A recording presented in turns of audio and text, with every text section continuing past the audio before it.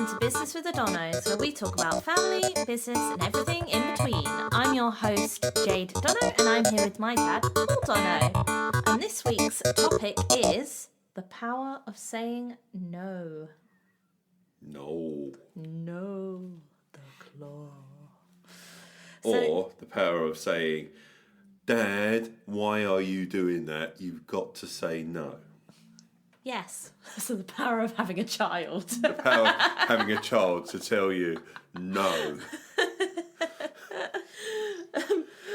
So I've written notes for this podcast, and I think the first thing I've written down is a question, which is, what could saying no free you up to do? I think we can all guess what he's going to say here. Well, if you say no to all your work, and I can play golf all the time, but that doesn't allow me to pay my green fees. No, it doesn't. So, what does it do? Well, it actually frees your mind, because normally the reason that it leads to a no is because, in our case, where we have clients, if we have a client, for argument's sake, that we're having an issue with, etc., and we're doing so much work for them, for, basically too much work for them, and they're being a bit of a pain. We've all got those clients that are a pain, or had clients that are a pain, or customers that are a pain, and then just saying no to that actually frees up your headspace, not just your time, because you're always worried about it, and really you shouldn't be acting for them, but you're just trying to do the right thing. But actually, no is probably the best thing. Yeah. So yeah, it's if you're starting in business, it's a really hard thing, especially when you're trying to chase the money. It's a really hard thing to say no. I think it is, and I think people really struggle to say no. Especially me. Especially you. But people really, really struggle, because especially when you're running a business, you want the money to come in, and saying no to people feels wrong. You really want to please people. You want to please your clients and your customers. Yeah. Pay the wages. But sometimes, pay the green fees. But sometimes saying no is the best thing for you and the other person. It's not always the right thing to do, to say yes to everything. But I think there's a bit of guilt there when you say no. You feel a bit guilty towards that person, and I think that stops a lot of people from saying no. And also reputation. If you're saying no to things, people go, don't go to them, they're too expensive. It's only because you've probably said no to them.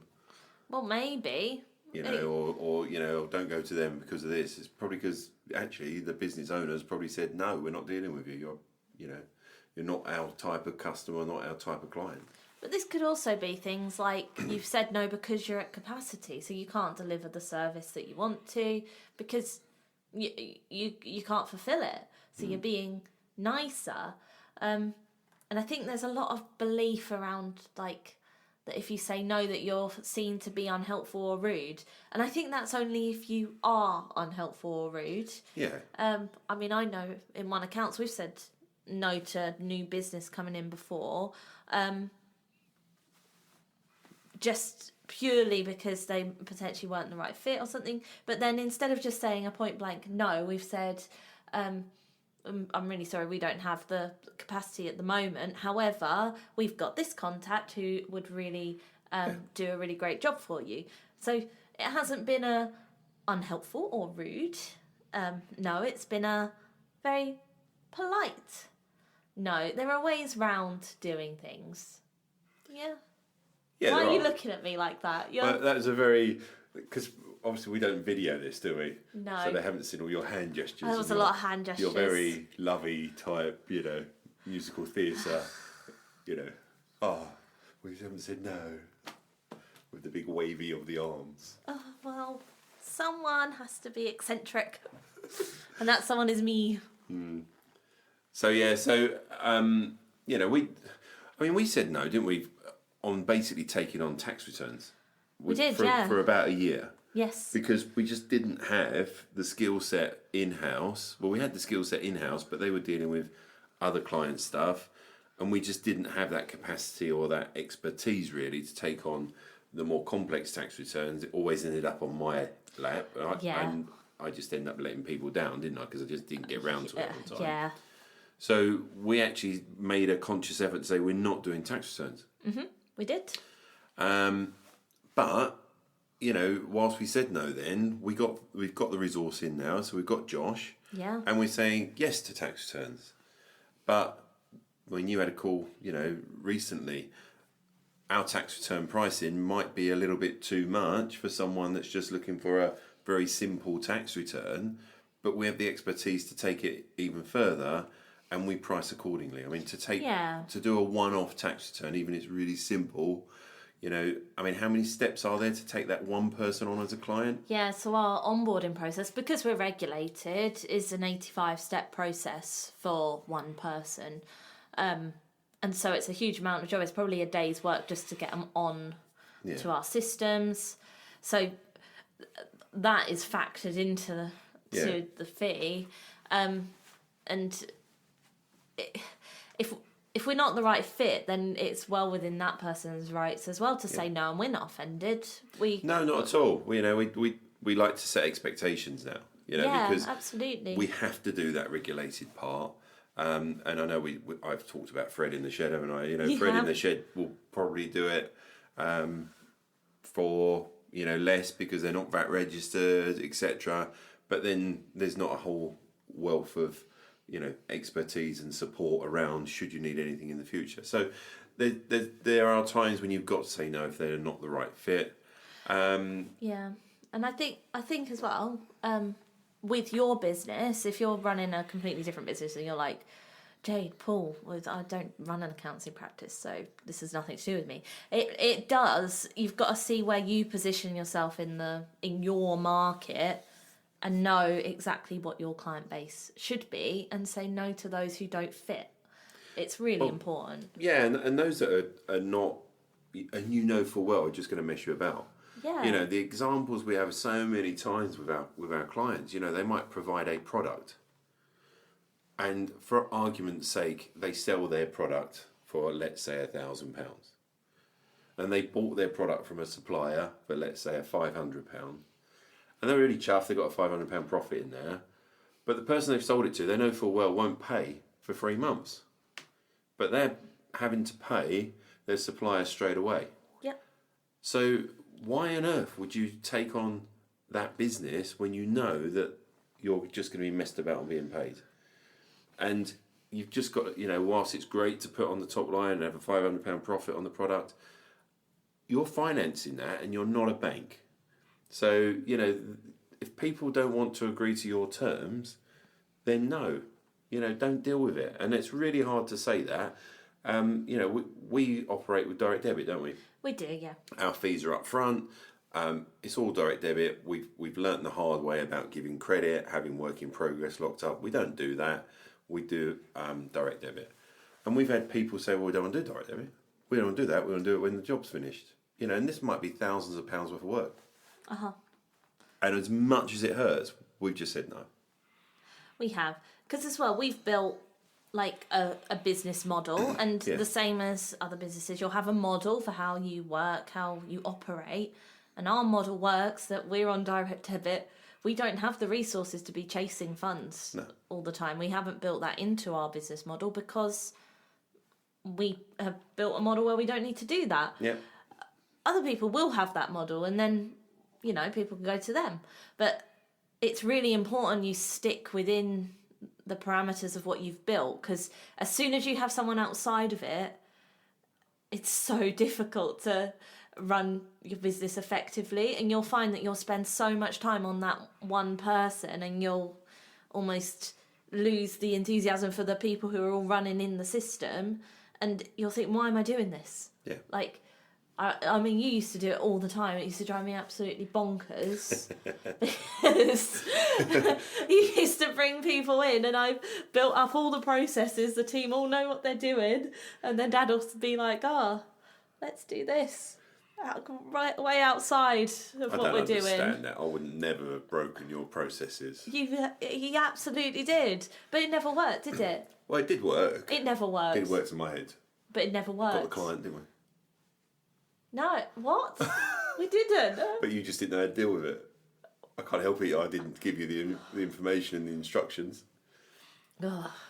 Anyway, I think as well we've got to touch on what the cost is of always saying yes as well. If you say yes to everything, you're going to get burnt out and overwhelmed. There's just no getting around it. You will. Yeah, and a lot of people that say yes to everything are often supplying a cheaper price because they're having to say yes to everything, because they're having to chase it all the time. If you set your service or your product at a competitive price, of course, but at one that suits you and your business, that you can service your customers, then you need to stick to that. Yeah. The amount of, crikey, over the years, sort of stuff where we've said, oh yeah, we'll just chuck that tax return in for free. And I know that you go, oh, stop doing that. But you just need to say, no, I'm sorry, it's extra, and that sort of stuff. Yeah. Because it doesn't do you any favours. We want to take an apprentice on later on in the year. If we, sort of go, oh yeah, we're going to take that job on and we're going to burn ourselves out and we're going to have too much work and actually it's low paying work and, et cetera, we wouldn't be able to take an apprentice on. We wouldn't be able to help our staff grow as well, our team grow. You have to say no properly, and I think a good example, is very, very recently where we've had a client not take our advice. And they've done a lot of stuff themselves. They want us to act for them in a different capacity. And as much as it really, really hurts, we've said no. Mm-hmm. Yes. And we've you had did to. persuade me a bit on that, though. I did. Yeah. It was one of those really awkward conversations when Dad's like, but the money. Yeah. And I've gone, but it's worth what? That was probably worth about £700 a month. And we said no. Yes. 8.5 grand a year, nearly. But it was the right thing to do. I know. But even so, that hurts, and that hurts to say no at that level. It does. We've built a business up that we're able to say no at that level, but equally, they're not going to time waste us anymore. Absolutely. And I think this concept of saying no as well it's not just business, it's personal as well. If you're running a business, you've got a lot of things going on. Personal, I wouldn't say no to your mother, am I? Well, you've got to pick your right nose. No, I don't. I'm sure Josh don't say no to you. I'm sure he doesn't. Oh, you've still got. And if he does, he's on the other end of the phone on the cricket pitch. You know what I mean, though? You can't say yes to everything in your life. If your business is important to you and you want to grow it and you want to put the time in, then don't say yes to every single social engagement you've got. Like, you need to make sure that you're prioritising what you want to prioritise. Yeah, I say yes to playing golf, don't I? You do, but that's what you want to do, and that's fine. But to say yes to that, you have to probably say no to other things. So you've just got to know what you want to prioritise. I don't. Because we've now got a PA. I now message Nicole, and she says no. Yes. The rest of the things are in there. But Wogan was great on Tuesday. Oh my goodness. Okay. So if you're worried about saying no, which I think a lot of people are, I know I struggle with it. Dad's definitely still struggles with it. I think it's worth reframing how you think of the word no, which sounds very fluffy, and Dad's like rolling his eyes at me right now, but reframing how you think about it I think is important. So you're not necessarily saying no, you're saying yes to what matters most. What? Yes, you're prioritising the right things. Oh, okay. I listened to a TED talk not that long ago. I can't remember who did it. Ted. No, it wasn't Ted. Oh, okay. It was a lady, and she was a... Called she Ted? Was, no. She was a lady, and she worked in a hospital, in the ER, but she was doing a talk on... I think it was on prioritising things. And she was saying that she wasn't saying no, she was just saying it's not my priority right now. Because sometimes, like, she would have more work than she could handle in the ER, and she had to prioritise very important things. And it wasn't that she was saying no, because she said if she thought that she was saying no to some of these things, she couldn't handle that.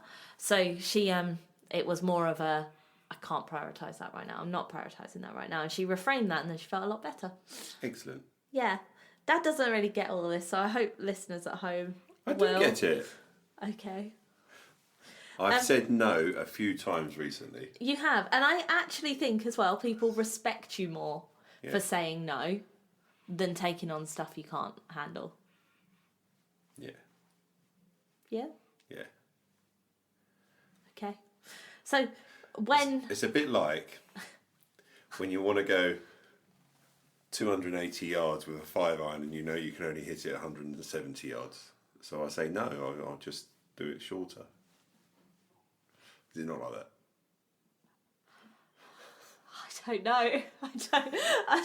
I don't know. I really hope our listeners like golf. Much golf chat. Yeah. We're no longer a business podcast. We are.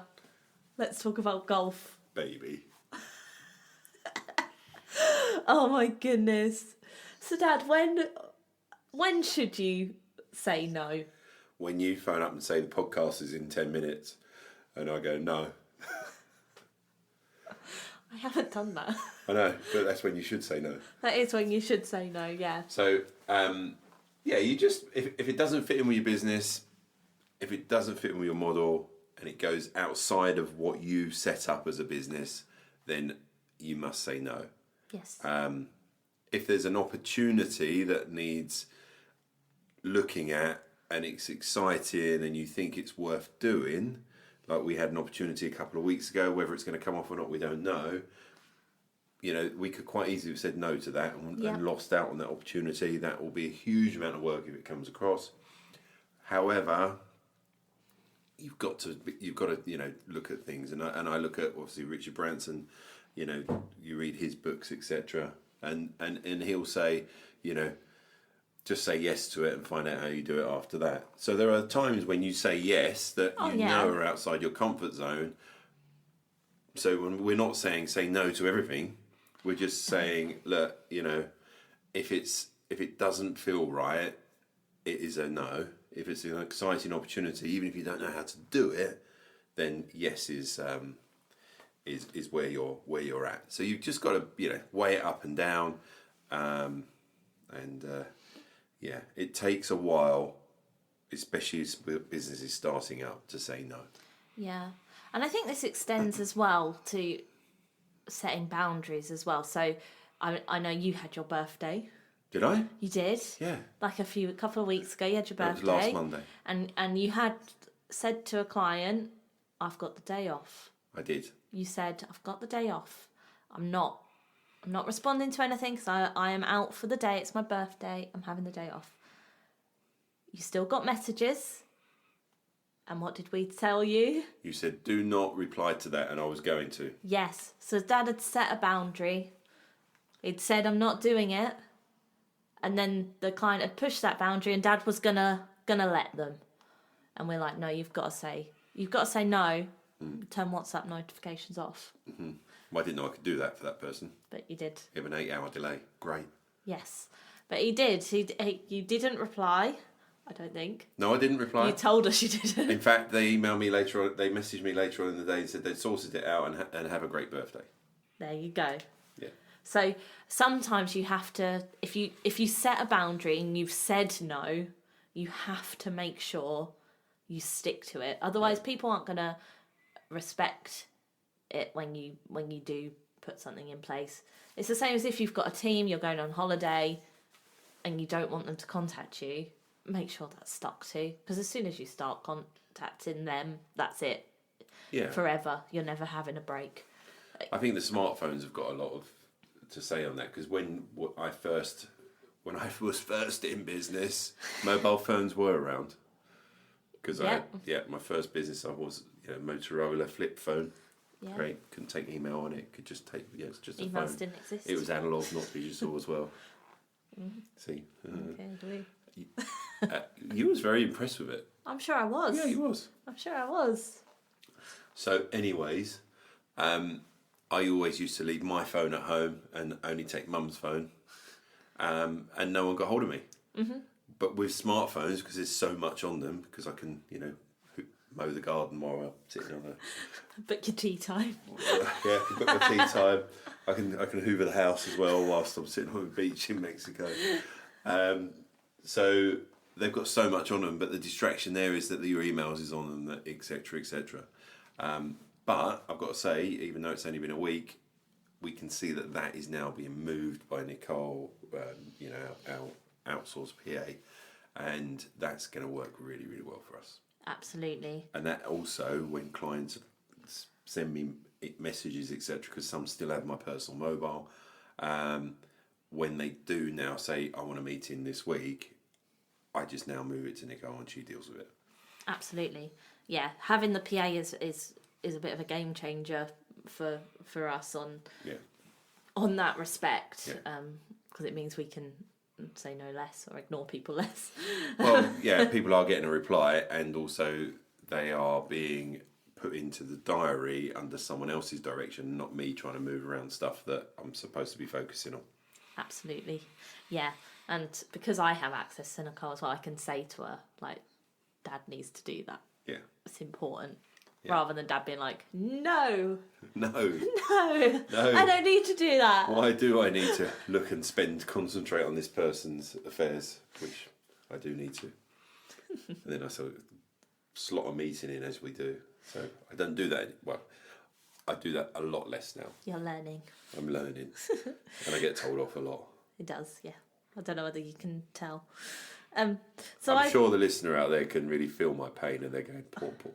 I don't think anyone's saying poor Paul. I know, it's not fair, because they always say, poor Jade, and I feel sorry for you, Jade.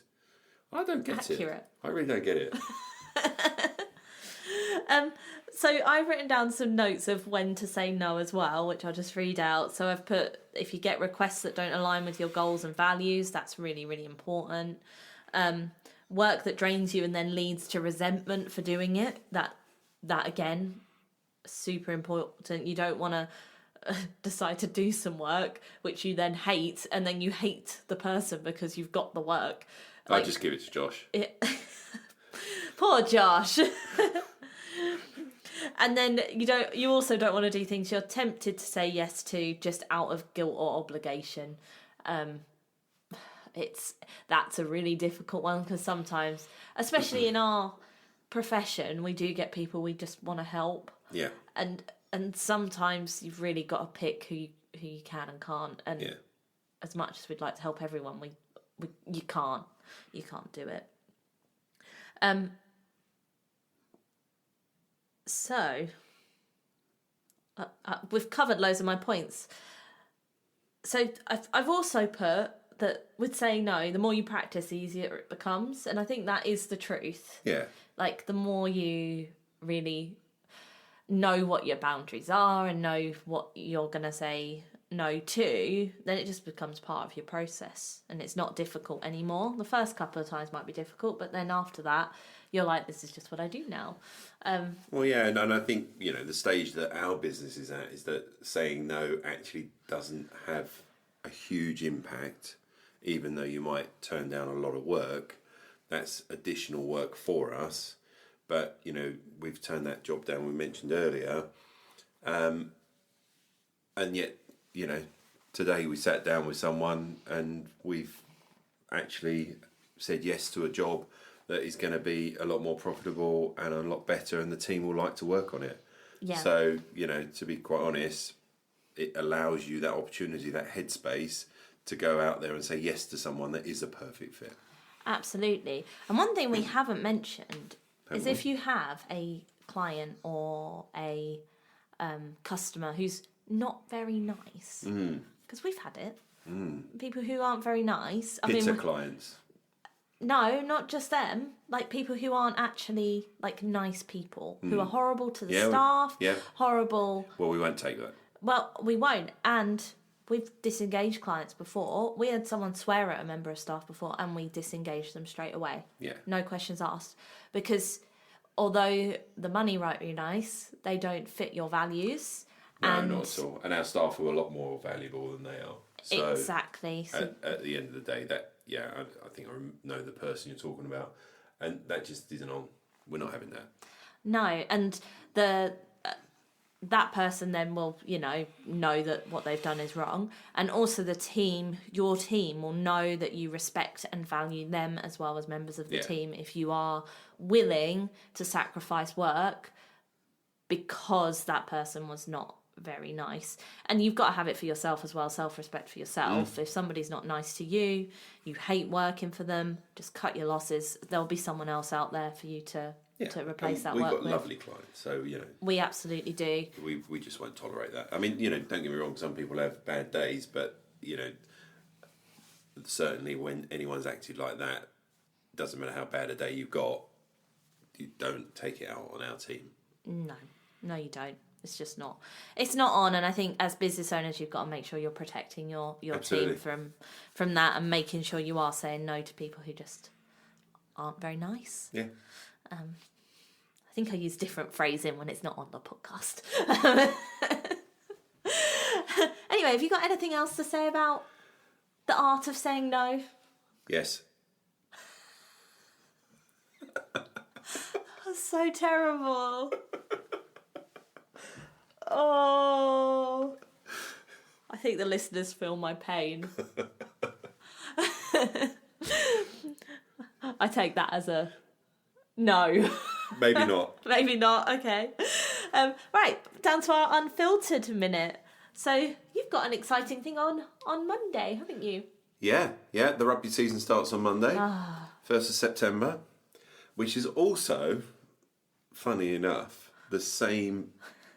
that date, the 1st of September, is also my wedding anniversary. Oh, is it? What a coinky dink. I know. So Mum said, there's no way you're ever going to forget our wedding anniversary because it's on the same day as the start of the rugby season. And she's right. I've never ever forgot the start of the rugby season. So I do need to get a card because there's no blooming card shops in town now. So I've got to go somewhere and get that. But it's 35 years. Woo! 35 years. Get less for life. I think that's what Mum said. I'm just putting it out there. So we're going, rather than sort of get presents, because we kind of get most of the stuff we want as we go along. So we're going for a bit of a treat. We are going to Le Manoir, Raymond Blanc's restaurant and hotel, staying there the night. We're really looking forward to that.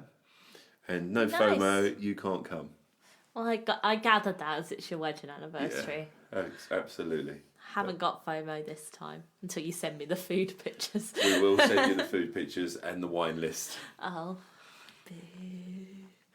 Oh well, happy anniversary for Monday. Thank you. Look forward to my present. Make sure to get that. Yeah, too right. Best text Katie. Anyway, my unfiltered minute. Moving on. It's all about you. It's about Bounce. Bounce. About Bounce. So I go to Bounce every week with my friend Danielle. What is Bounce? So Bounce, it's an exercise class that you do on a little mini trampoline, and it's all like cardio. You bounce. Do you do like backflips and everything like that? No, it's like a mini trampoline. So it's not a proper trampoline? But you do... It's an exercise class. It's not like gymnastics. So why do they use a trampoline? Because it's low impact then. You can do more cardio with less impact. Right. Hurt your knees less. There's loads of benefits to doing it that way over like a Zumba class. How many times have you fallen off? Never. Never? Never fallen off. Never. Never fallen off. So this is a big misconception. So people who go to Bounce for the first time, they always think I'm either going to fall off or I'm going to wet myself. Neither of those things have happened to anyone that I have seen in the class. So don't worry about it. If you're thinking about going, just go. Why would you think you wet yourself? People do. Really? I think it's a woman thing. I think they take the pee. Either way, if you're thinking of going to Bounce and you're not going because of one of those two reasons, just go. You'll be fine. Don't worry about it. Anyway, what I was going to say is I go every week with my friend Danielle. However, last week I did cancel, and the week before we went earlier in the week, so it had been ages. And we'd had a really full-on day at work yesterday, hadn't we? I started early, and then we had meeting after meeting after meeting after meeting. We had 10 minutes for lunch, and I was frazzled by the time I got out. I didn't want to go to bounce, but obviously my friend's there, so I'm not going to let my friend down. So I went, and I have to say, afterwards I felt so much better, which I think just... Is that because you didn't wet yourself? It's because, yeah, if I'd have wet myself, that would have been really embarrassing. But I think it's just a note to say, like, exercise, although exercise isn't really my favourite thing to do, but sometimes... You're so sporty at school. So sporty. I hate sports. But I think it's really important to do some things for yourself, whether that be exercising or, I don't know, reading a book. Whatever you do to calm your mind after a busy day at work, I think it's really important to do that, because I think had I have stayed at home, I'd have just been grumpy all evening, whereas I went, cleared my head, and I was nice after that. Good. That's a friendly person. Josh had an hour of peace, so he was happy. I think he was probably grateful I'd left. But these things happen. But I needed something to break the work cycle, because we get so stuck in, and I think as business owners everyone gets really stuck in, and it's like it's all you can think about, so you need something to break that sometimes to help you, like, calm. Absolutely. So yeah, that was my unfiltered minute. Well done. Do you have anything else to say? No, not really. No. Okay. No. No. Well, thank you for listening to Business with the Donos. If you have liked our podcast, please like, follow and subscribe. Send in any questions that you have and we will read them out on our podcast. But for now, see you next week. Goodbye. Ta-ra.